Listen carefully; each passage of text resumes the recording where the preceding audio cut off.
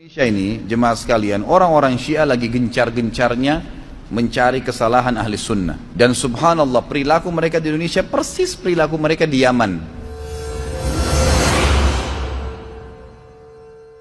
Assalamualaikum warahmatullahi wabarakatuh. Alhamdulillahi rabbil alamin. Allahumma salli ala Muhammad wa ala ali Muhammad. Teman-teman yang dimuliakan Allah Subhanahu wa taala, jumpa lagi dengan Sapa. Pada kesempatan kali ini kita akan membahas tentang penyimpangan Wahabi, fitnah Wahabi. Teman-teman yang dimuliakan Allah Subhanahu wa taala, apalagi sekarang ini teman-teman lagi rame banget kan. Fakta-fakta bertebaran di mana-mana menjelang pemilu 2024. Kita tidak bahas pemilu, kita akan lihat fenomena orang beragama di saat pemilu. Nah, teman-teman yang dimuliakan Allah Subhanahu wa taala. Oke. Maraknya perkataan orang-orang, ketakutan orang-orang seperti Momo yang sangat afraid gitu ya. Wahabi. Pada kesempatan kali ini saya akan memutarkan atau reaction video Ustadz Khalid Basalamah yang menanggapi tentang orang-orang yang ketakutan dengan Wahabi. Seperti apa? Berikut cuplikannya. Saat ini di sosial media ramai dibahas kesesatan Wahabi. Bagaimana menurut Ustadz? Wahabi mana yang dimaksudnya? Sekarang di Indonesia ini, jemaah sekalian, orang-orang Syiah lagi gencar-gencarnya mencari kesalahan ahli sunnah. Dan subhanallah, perilaku mereka di Indonesia persis perilaku mereka di Yaman. Sebelum terjadi perebutan pemerintahan kayak sekarang ini, persis sama, nggak ada bedanya. Jadi mereka di sana di Yaman itu mengemparkan isu-isu yang tidak benar tentang ahli sunnah dengan sama. Perkataan Wahabi, seakan-akan Wahabi ini momok yang menakutkan, gitu kan? Dan itu pusatnya di Saudi. Padahal di Saudi ini orang belajar Al-Quran dan Sunnah, pusatnya. Nabi Muhammad SAW 13 tahun di Mekah, 10 tahun di Madinah, dan sampai hari ini sunnah Nabi SAW masih dijaga, masjidnya masih ada, ya. Kemudian ajaran-ajarannya masih semua sempurna. Dari mana kita bisa mempelajari kalau bukan dari tempat lahirnya Nabi dan tempat meninggalnya Nabi SAW? Apakah antum pikir Indonesia bisa lebih hebat agamanya daripada Saudi? Kan tidak mungkin. Maksud saya kota Madinah dan Mekah ya, sumbernya di sana, gitu kan? Tidak mungkin itu. Tapi itu diangkat seakan-akan momok menakutkan. Itu yang diangkat oleh mereka. Lalu kemudian pemerintah Yaman mulai menangkap-nangkapi ulama-ulama Sunni, dai-dainya. Dengan anggap mereka teroris lah, mereka berpaham radikal. Persis seperti di Jakarta sekarang. Sama kejadiannya, subhanallah. Sayangnya pemerintah kita nggak membuka mata masalah ini. Bahaya sekali. Pada saat pemerintah sudah nangkapin ahli sunnah, sampai banyak masjid ditutup, rumah-rumah tahfidz Quran ditutup, dai-dai dikejarin, dipenjarain semuanya, mereka membalik menguasai pemerintahan. Itu yang terjadi. Akhirnya pada saat pemerintah sudah dikuasain, semua masjid dibakar, dirusak, wah penghafal Quran banyak dibunuh. Udah luar biasa deh pokoknya. Makanya pada saat Presiden Yaman sadar, dia baru menyurat ke 6 negara Teluk untuk minta bantuan. Nah, masuklah Raja Salman membantu sekarang. Banyak orang tidak paham masalah itu, gitu kan? Ini bahaya sekali.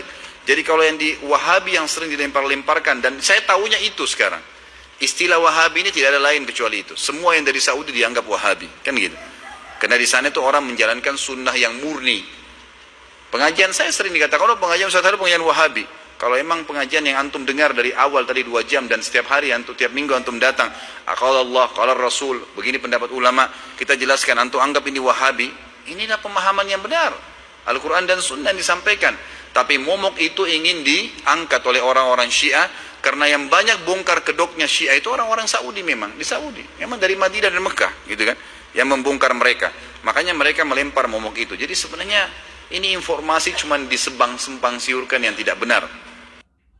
Oke, teman-teman yang dimuliakan Allah Subhanahu wa taala, kita tanggap ya. Sebenarnya sih simpel aja teman-teman yang dimuliakan Allah Subhanahu wa taala.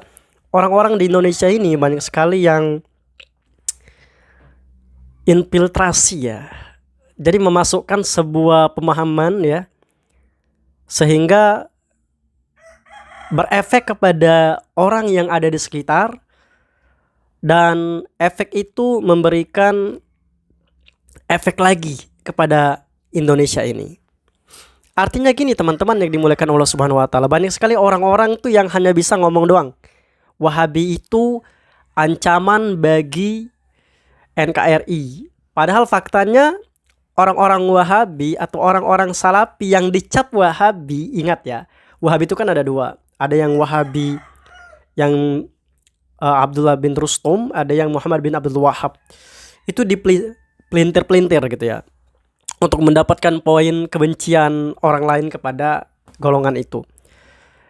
Jadi orang-orang yang menganggap Wahabi itu ancaman bagi NKRI segala macam lah, padahal di dunia nyata ya, sebenarnya kita tidak usah ribet dengan silat narasi, nggak usah. Cukup lihat bukti dan fakta terkini. Coba kalian teman-teman analisa simpelnya adalah, siapa di Indonesia ini, kelompok mana di Indonesia ini yang gencar sekali mengajak jamaah-jamaahnya untuk istilahnya pilih ini, dukung ini, jadi menyuarakan kampanye di tengah pengajian. Itu sih terserah ya, itu urusan masing-masing.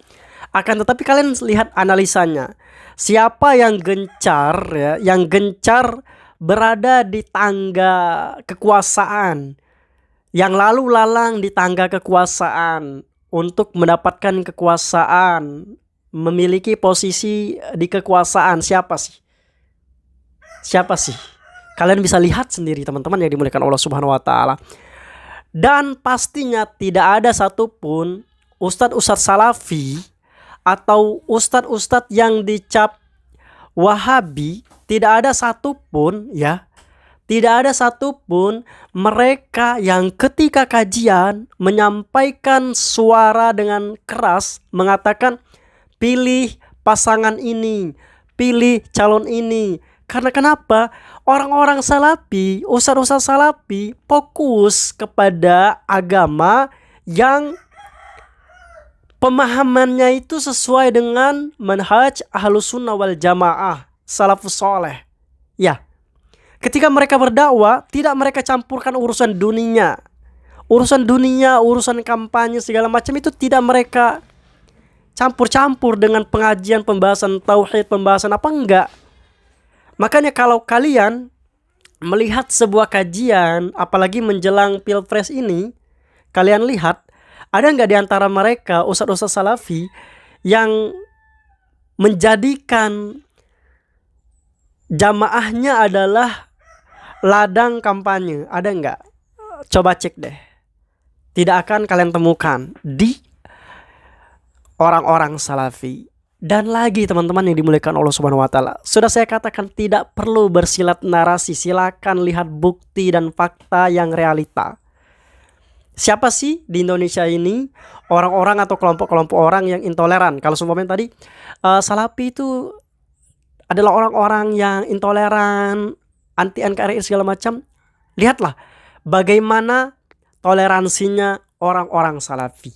Tidak ada satupun orang-orang salafi yang menutup masjid orang-orang yang sedang merayakan Maulid Nabi, merayakan tahlilan dan lain-lain. Tidak pernah ada terdengar informasi itu. Tidak pernah terdengar orang-orang salafi membubarkan kajian orang lain atau menutup masjid orang lain dengan dasar beda pendapat, beda pemahaman. Enggak pernah terjadi. Lalu siapakah yang terjadi di lapangan? Orang-orang yang membenci salafi, menutup masjid orang-orang salafi, menutup kajian orang-orang salafi, menolak kajian orang-orang salafi, padahal tidak diundang. Padahal orang yang melaksanakan kajian malah mereka mengundang orang yang mau. Akan tetapi yang tidak diundang malah membubarkan. Itu kan aneh. Itu adalah fakta teman-teman yang dimuliakan Allah Subhanahu wa taala. Makanya kalau orang-orang salafi sekarang kalem calling down gitu ya, mereka santai-santai aja dituduh apa-apa. Karena kenapa? Karena yang dibawa adalah agama Allah. Mereka santai dituduh radikal, santai dituduh ini, santai. Karena yang mereka jalankan adalah agama Allah, dan Allah sendiri yang akan memberikan penjagaan. Jadi nggak ada harus cari masa, mendemo ini, mendemo itu, segala macam, buat apa gitu. Nggak ada yang dilakukan oleh orang-orang salafi. Karena yang dilakukan adalah murni agama. Dan dakwah yang dilakukan dengan murni agama, bukan embel-embel kampanye atau kekuasaan, adalah dakwah salafi. Karena kenapa?